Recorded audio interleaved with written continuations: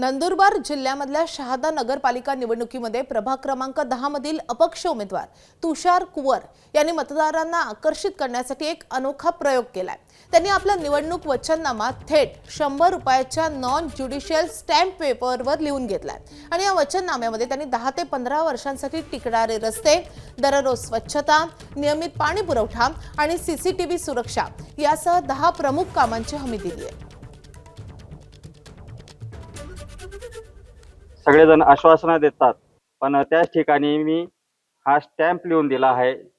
जे जे काम मी अपक्ष उमेदवार असताना करणार आहे ते मी आपल्याला वाचून दाखवतो की मी 10 ते 15 वर्ष टिकणाऱ्या रस्त्यांची गॅरंटी देत आहे।